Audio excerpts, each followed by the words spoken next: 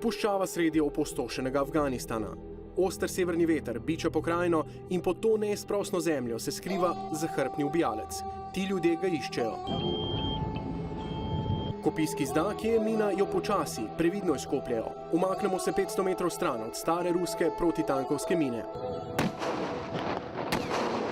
Matin Abdullahi je le eden tisočev Afganistancev, ki je stopil na eno od milijonov min, posejanih po celi deželi.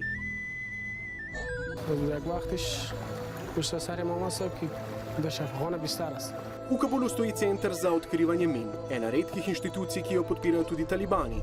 Tu usposabljajo inštruktorje, ki svarijo prebivalce pred nevarnostmi, ki prežijo na njih z vseh preteklih vojen. 4 milijone Afganistancev trpi zaradi raznoraznih min tu v tej državi. Več kot 180 tisoč neeksplodiranih sredstev so v tem centru že našli njihovi učenci. Tu imamo tiste mine, ki so najbolj nevarne za avtomobile, za tanke, za oklepna vozila, najbolj pa prebivalci trpijo prav zaradi protipehotnih min. Na večini piše Made in Russia, ampak tiste, ki so najbolj nevarne v tej vojni v zadnjem času, pa so improvizirane eksplozivne naprave, ki jih talibani zelo radi improvizirajo s pomočjo teh zelo preprostih pripomočkov.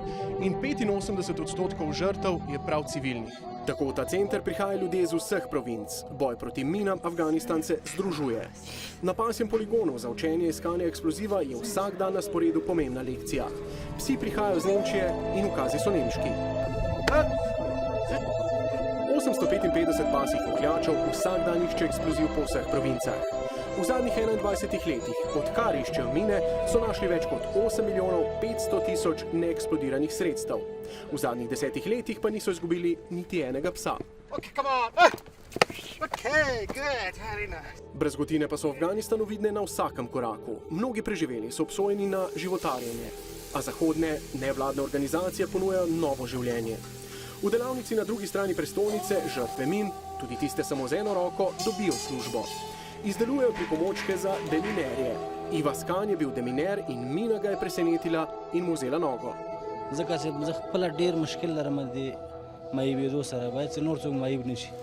Organizacija Afganistanska Iskra, ki vodi ta projekt, je ponosna, da od prvega dne tu ni bilo delovne nesreče. Matthew Roddick je že dolga leta v Kabulu. Demining is a very, very dangerous field to be involved in for the men doing the removal of the explosives, but also people involved in supporting demining in any way. So yeah, security is an ongoing concern. Anything that happens in Afghanistan, you have to take security into account. Najbolj zahrbtne so te naprave, improvizirana eksplozivna sredstva.